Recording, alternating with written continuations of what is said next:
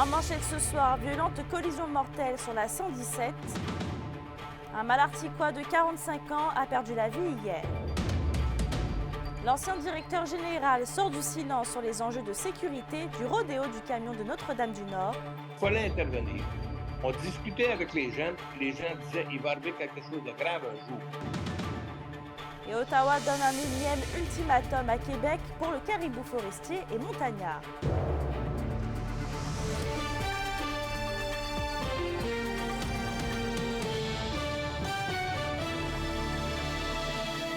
Bonsoir tout le monde et bienvenue au TVA Nouvelles.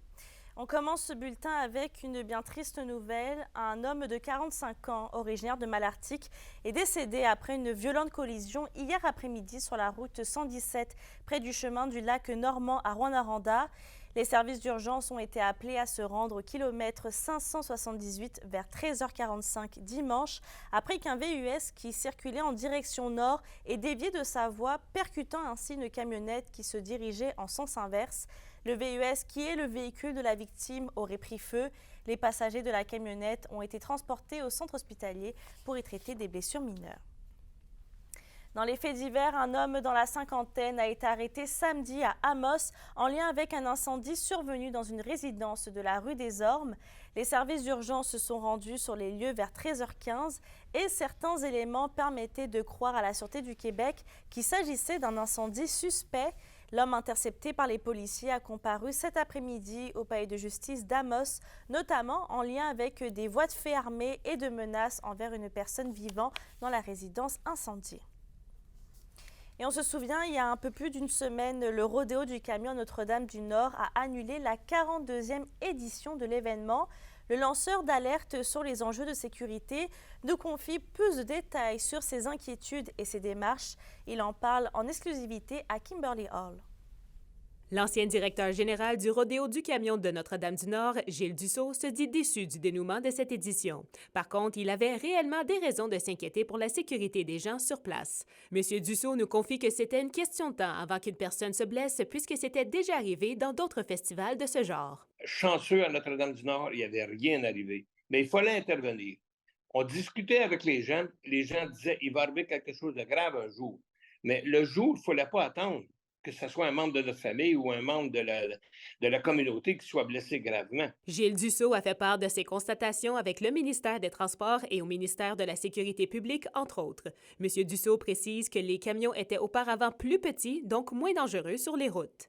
Aujourd'hui, c'est changé. On a des camions dans la classe B, A et B qui sont des camions qui ne servent qu'à faire des compétitions. Ils sont boostés, ils sont avec des forces de moteur extraordinaires et c'est, à mon avis, non conforme sur le petit circuit du rodéo du camion à Notre-Dame-du-Nord sur une route numérotée. L'actuel président du rodéo du camion, Luc Lafontaine, était conscient des dangers. Il affirme avoir fait tout son possible pour sécuriser les lieux. En poste depuis 2012, il a apporté plusieurs modifications au fil des années. On avait mis des jerseys, des blocs de ciment à chaque bord de la piste. On avait mis des clôtures de foule aussi. Si tu regardes l'an passé, c'était pas assez. Il a fallu mettre des jerseys à une certaine distance de la ligne blanche. Après ça, c'est des clôtures de 8 pieds et non des clôtures de 4 pieds. Les trucks, je pourrais dire, qui sont rendus très sécuritaires. Je vais te donner un exemple. Les moteurs dans le A sont attachés.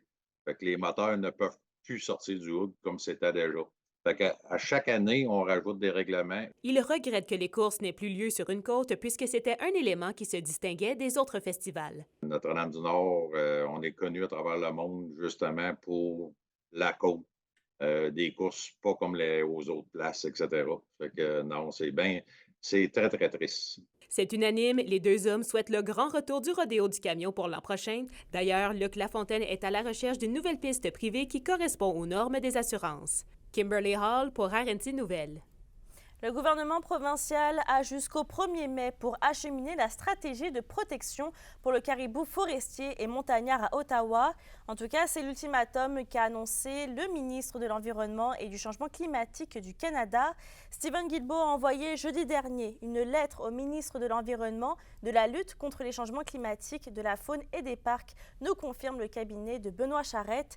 Et selon Stephen Guilbeault, Québec tarde à présenter sa stratégie. Le fédéral ne reprendra donc pas les négociations avec le provincial avant de recevoir le document. Le cabinet de Benoît Charette affirme continuer à travailler sur le dossier, mais n'émettra pas plus de commentaires pour l'instant. Sur la scène judiciaire maintenant, une biologiste en scène de crime et experte en projection de sang, Maria Fiorillo, témoignait aujourd'hui au 4e jour du procès de la Rouyn-Norandienne Sylvie Rochon.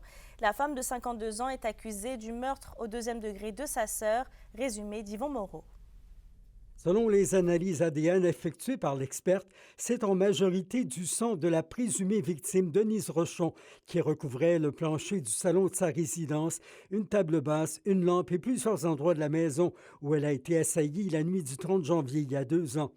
Des endroits ensanglantés, quelques gouttes à peine seraient issues du profil ADN de l'accusé. Aussi, notamment, le sang sur la jaquette de la présumée agresseur, ses bas et son manteau serait celui de sa sœur.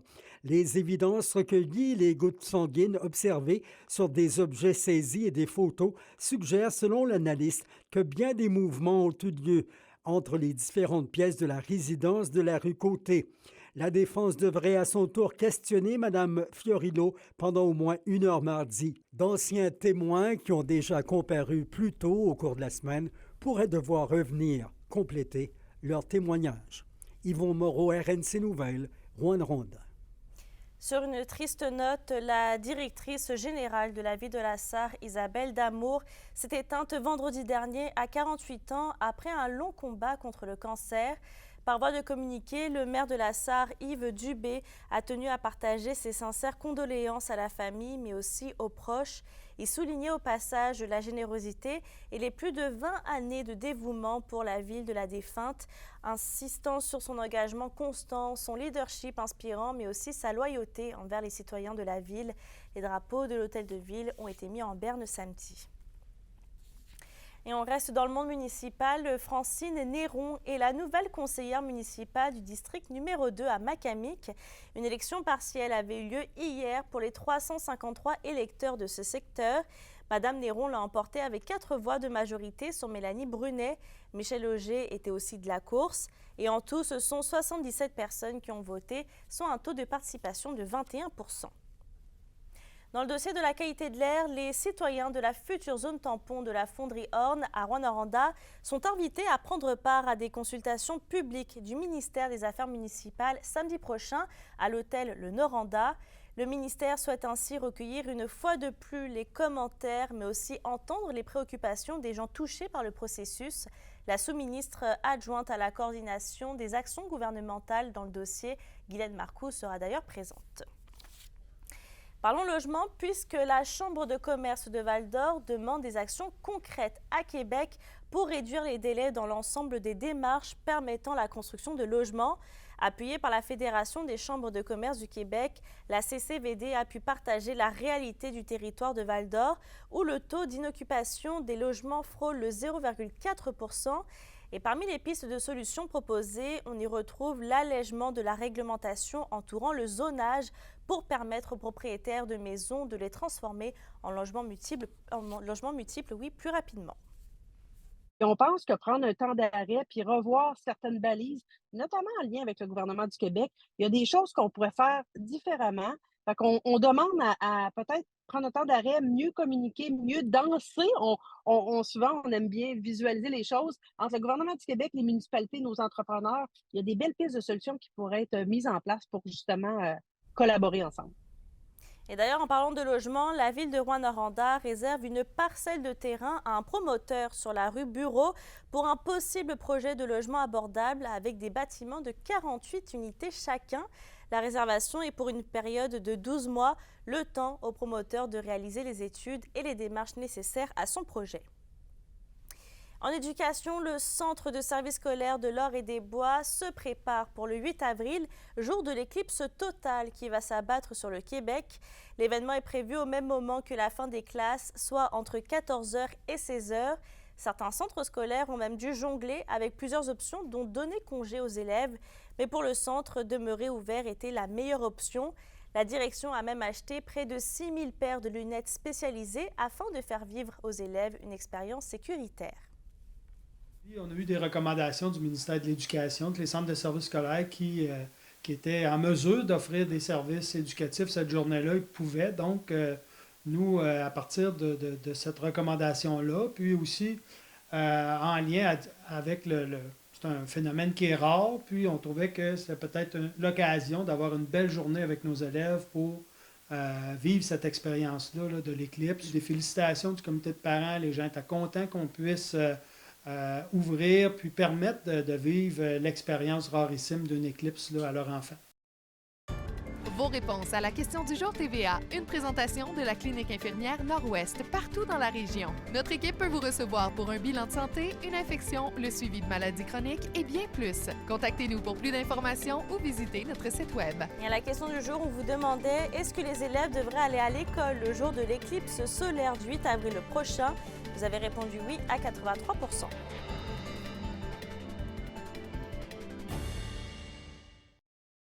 L'indice boursier minier au TVA Nouvelle 18h est une présentation de GFM Groupe Financier. Dirigeants d'entreprises et particuliers, fiez-vous aux experts de GFM pour vos placements, assurances de personnes et assurances collectives.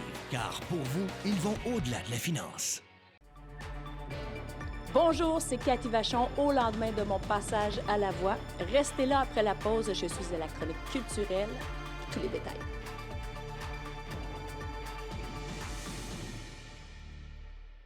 Les SADC de l'Abitibi-Témiscamingue et du nord du Québec vous présentent la bonne nouvelle économique TVA. Après 8 ans d'études et quelques années à exercer dans le milieu communautaire témiscamien, Naomi Barrette fonde NB Thérapie.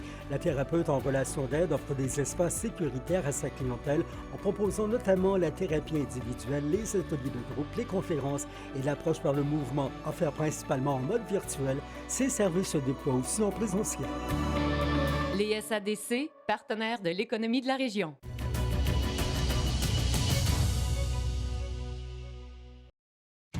La chronique culturelle vous est présentée par Bruno et Jasmin Leclerc, denturologistes. Des cliniques à la fine pointe de la technologie pour vous servir à Lassar et à Amos. Stéphanie, les gens de l'Abitibi-Témiscamingue étaient arrivés à leur télévision hier soir pour regarder la prestation de Cathy Vachon à La Voix. Oui, Mélissa, c'est hier qu'a pris fin l'aventure de Cathy Vachon à La Voix. Après s'être rendue à l'étape des qualifications aux côtés de Dan Darèche et Priscilla Finlay, la Rouyn-Norandienne a livré la chanson « Une femme avec toi » de Nicole Croisille. Les spectateurs ont pu admirer ces envolées vocales qui ont été mises en valeur. On a eu le plaisir, justement, de la rencontrer ce matin. Elle était très fière de son parcours. C'est une belle aventure qu'elle n'est pas prête d'oublier de sitôt. Félicitations pour la prestation incroyable d'hier à La Voix. Comment on se sent? Ah bien, merci. On se sent sereine, contente. Malgré le dénouement, je suis très fière de ce que j'ai accompli. On s'est quand même rendu à l'étape des qualifications. C'est pas rien. Comment on se sentait sur scène hier? Stressée. Le stress est incroyable, mais en même temps, j'étais tellement contente. Puis la chanson j'aime pas dire ça, mais elle me collait bien à la peau. Je sais que c'est la chanson de quelqu'un d'autre, mais finalement, elle me collait bien à la peau. Mario a choisi, je crois, une belle chanson. Ce qui a été difficile, c'est de me l'approprier parce que quand je l'écoutais, cette chanson-là de Nicole Croisille, Madame Croisille a un barème beaucoup plus haut de voix que moi. Elle va moins dans les basses puis plus dans les hautes. Quand Mario m'a parlé de cette chanson-là, j'ai fait « Je suis pas sûre », mais ils m'ont obligée à l'essayer. Puis finalement, en trouvant la bonne tonalité pour moi, j'ai fait comme « OK, ça va. Au moins, je peux aller de montrer tout ce que je peux faire, autant de la douceur, de la puissance, de la grosse puissance, puis du rock, parce que j'aime le rock aussi, on s'entend. Moi, je dis merci. C'est sûr, c'est sûr. Il n'y a pas d'autre mot que merci. Puis ça a tellement été le game changer pour moi. Ça a été ce qui a été le plus marquant parce que je m'attendais, oui, à une certaine reconnaissance, mais jamais je pensais avoir pratiquement toute l'Abitibi-Témiscamingue derrière moi et au-delà de l'Abitibi-Témiscamingue. Donc, merci. Puis j'espère bien avoir l'occasion de rechanter pour vous aussi souvent que possible. Cathy, qu'est-ce qui s'en vient de bon pour toi? Oui, bien, en fait, il y a quelques petits trucs, je ne peux pas encore tout dire, mais Douce Coquine, c'est un cabaret. En fait, c'est un événement bénéfice pour Chiens Pas de Médaille, les productions Chiens Pas de Médaille, dont je suis la présidente. Et on va avoir un beau spectacle de variété d'humour, de sketch. Et moi, je vais faire un tour de chansons ou deux avec la drag queen Phoenix Mockingbird. Ça va être très drôle et on va s'amuser avec plusieurs styles de chansons. Tout le monde peut s'abonner à ma page pour voir quand je vais chanter, où, qu'est-ce que je fais, puis voir mes chats. Donc, il n'y a pas de problème. Tout le monde peut venir. Ici Anthony Dallaire. Un manquement au règlement d'une équipe de hockey mineur de Val-d'Or cause leur exclusion de leur tournoi de fin d'année. Les détails au retour.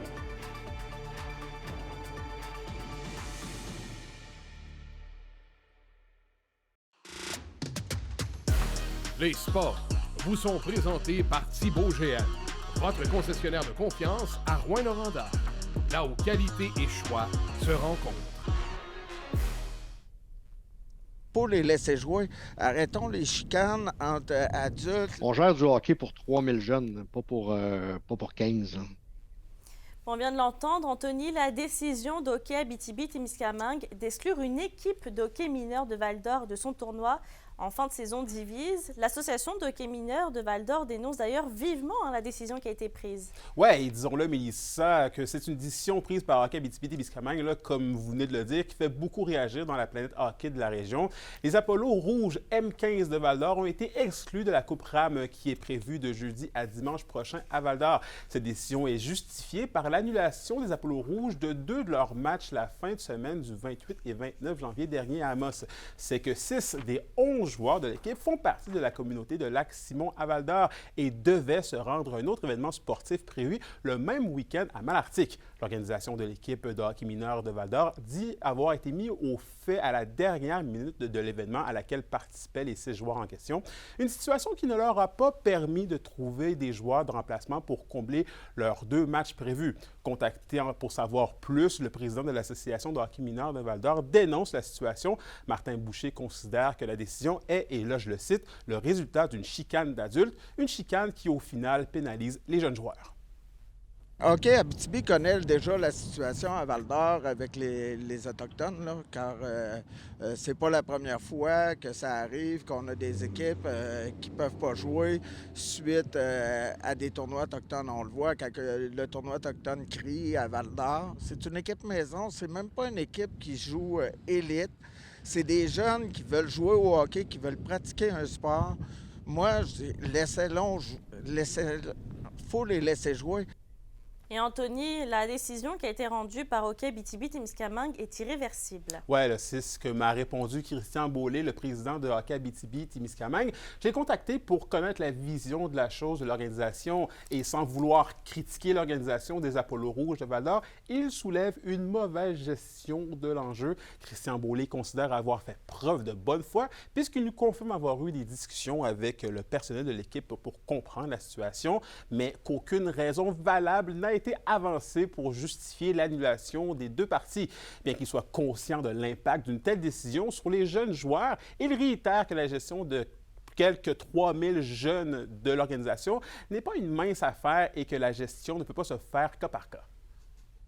C'est comprenable que ça touche les gens, mais en même temps, si on veut éviter que cette situation-là se reproduise encore et encore et encore, faut en revenir là, à l'application de nos règles. L'équipe qui était en face d'eux, qui sont ramassés avec plus d'équipe en face parce que les joueurs avaient quitté, il faut tenir compte de ces joueurs-là aussi. Les joueurs qui avaient un match de prévu le lendemain, qu'à la dernière minute, ils n'ont pas pu disputer leur match, mais il faut en tenir compte. Il faut tenir compte de tout ça là, dans nos évaluations. Bref, l'organisation des Apollos rouges mise sur une règle de Hockey Canada qui stipule que les personnes ne peuvent pas participer à des tournois non fédérés pendant une saison régulière de hockey, à l'exception des établissements scolaires et des communautés autochtones reconnues. Au vu de l'appartenance de 6 joueurs aux Premières Nations, l'organisation demande donc d'être jugée selon ces critères et de permettre à l'équipe de participer au tournoi. Merci, Anthony. Je vous en prie. Dans la LHGMQ maintenant, les Huskies de Rouyn-Noranda ont eu le dessus sur les Olympiques de Gatineau samedi au centre Slush Puppy en remportant le match 5-4. 3 buts ont été marqués par la troupe de Steve Hartley lors des 2 premières périodes, alors que 2 autres ont été inscrits en 3e période. Et c'est une fois de plus un week-end à oublier pour les Foreurs de Val-d'Or, alors qu'ils ont subi une défaite vendredi dernier face aux Cataractes de Shawinigan qui les ont battus 8-1. Le seul but par les Foreurs a été inscrit par Samuel Fiala en avantage numérique lors de la deuxième période. Et on reste au hockey puisque les Forestiers d'Amos étaient sur une belle lancée dimanche contre les Vikings de Saint-Eustache. L'équipe d'Amos a remporté cet affrontement au pointage de 2-1. Les buts ont été marqués par Sacha Maguire et Lucas Perrault. Ce dernier a été d'ailleurs la première étoile du match. Et vendredi, ce sont les Vikings qui ont pris le dessus par la marque de 6-2. Ce soir, les deux équipes s'affrontent de nouveau à 19h au centre sportif des Jardins à Amos. Et en cyclisme maintenant, Olivia Barry est arrivée en 7e position dans le même temps que la gagnante hier au Trofeo Alfredo Binda dans le cadre du Tour mondial féminin en Italie. Elle s'est battue au sprint final. La cycliste est demeurée en tête du groupe dans les derniers kilomètres de l'épreuve. L'athlète de 26 ans en est à sa première année d'un contrat de 3 ans au sein de la formation espagnole Movistar. Et dans les arts martiaux maintenant, à la 2e sélection de Karaté Québec à Gatineau, Félix Parker de l'école Wadokai à Rouyn-Noranda s'est démarqué hier. Il a même gagné la médaille d'or dans la catégorie des moins de 55 kilos. Anthony Théo du club de karaté Hajime de Malartic a récolté quant à lui la médaille d'argent chez les 12-13 ans des plus de 55 kilos dimanche. Et la prochaine compétition a lieu le 14 avril prochain. Pour une nouvelle importante à nous communiquer, contactez-nous. Nouvelle au pluriel à commercial rncmedia.ca, par téléphone 1-866 463 4636 et notre site web tvabtb.ca.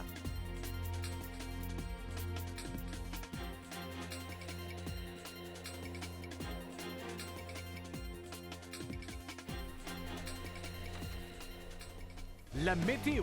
Une présentation de Nicole Auto de la Sarre, la capitale du pick-up. Vous y trouverez toujours le meilleur choix, toujours le meilleur prix.